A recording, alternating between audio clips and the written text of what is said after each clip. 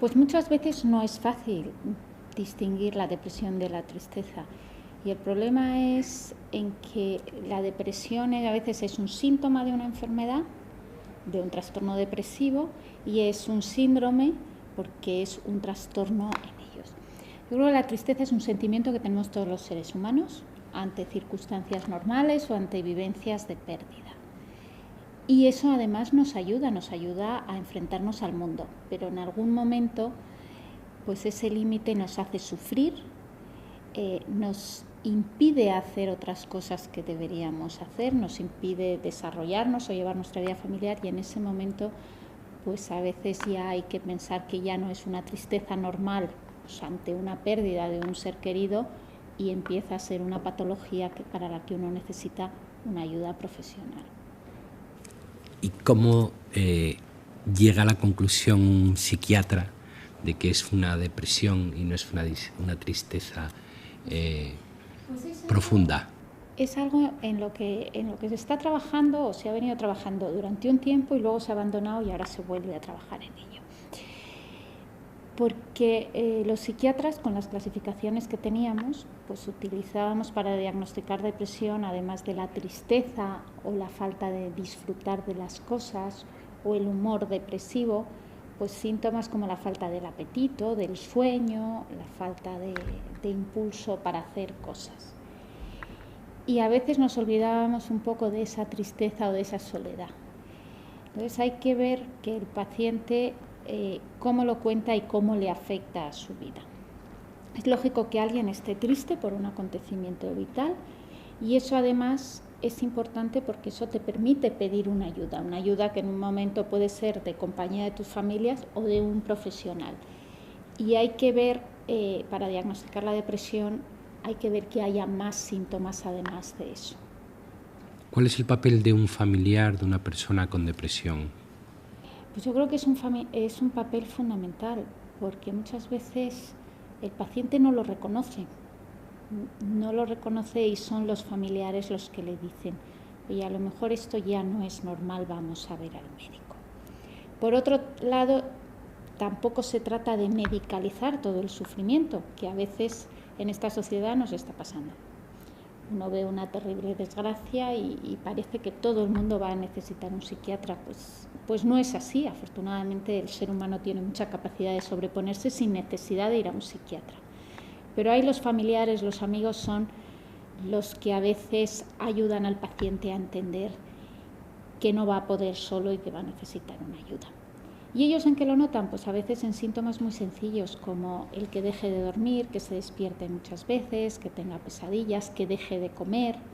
Síntomas más que nosotros llamamos biológicos o somáticos.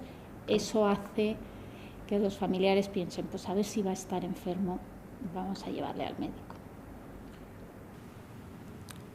¿Qué porcentaje de curación de personas depresivas o en qué medida la voluntad del enfermo depresivo puede sacarle de la depresión? Pues es una pregunta difícil, porque uno de los síntomas de la depresión, un síntoma propio de la enfermedad, es la apatía. Ellos no tienen, ganas de hacer cosas, ni disfrutan de las cosas que hacen, tienen anedonia, y entonces les cuesta. Y les cuesta mucho, pero eso es casi el síntoma también de la enfermedad. No es que no quieran, sino que no pueden. Una vez que se les pone tratamiento, o farmacológico o psicológico, la apatía y esa anedonia desaparecen y uno tiene que esforzarse por hacer cosas. A nosotros, los psiquiatras, por ejemplo, nos gusta que en la medida que puedan los pacientes continúen trabajando y no se den de baja, a no ser que su enfermedad les afecte mucho, porque es importante que se organicen el día, que hagan cosas, porque el quedarse aislado en casa, pues uno hace que haga todavía menos y los síntomas aumenten. No sé si me puede usted responder a esta pregunta. ¿Qué porcentaje de éxito tienen los psiquiatras en el tratamiento de enfermos con depresión? Pues yo creo que vamos teniendo mucho. Y no todas las depresiones las tenemos que tratar los psiquiatras. Los médicos de atención primaria las saben manejar bien. A los psiquiatras deberían llegar las depresiones más resistentes.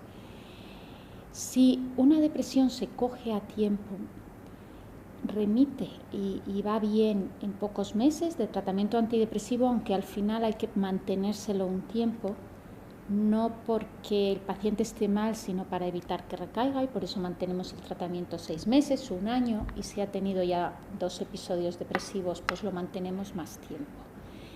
Lo que sucede es que hay muchas depresiones todavía que siguen sin tratar, y que cuando llegan a la consulta son pacientes que llevan años mal.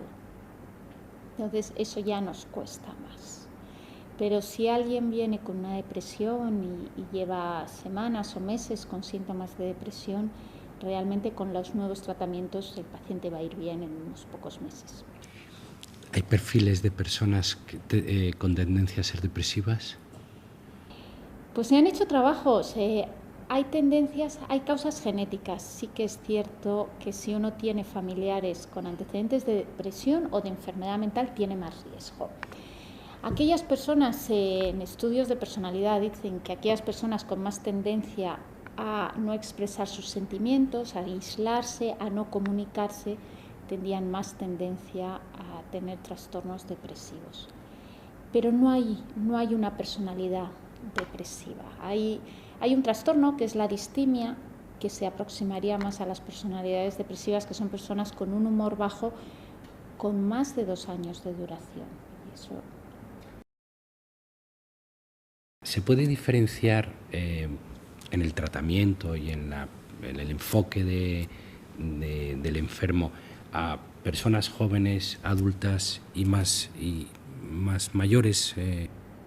Sí se puede y sí se debe, porque las personas, todos los tratamientos farmacológicos tienen efectos secundarios, entonces nosotros tenemos que escoger, pues a las personas jóvenes les puede afectar pues en su sexualidad o en su trabajo, en su concentración, memoria o en el aumento de peso.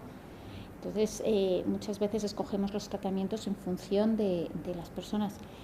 Yo creo que cuando hablamos ahora tanto y está tan de moda en los medios de comunicación la medicina personalizada, a mí personalmente me parece que es algo que hacemos los médicos desde el principio y que no es nada nuevo, porque uno se enfrenta a un paciente, está con él en su consulta y trata de darle el mejor tratamiento en función de su edad, de su sexo, de todo. Y entonces hay diferencias, no solo en el tratamiento farmacológico, sino también en el tratamiento psicológico en función de la edad y del sexo. Sí.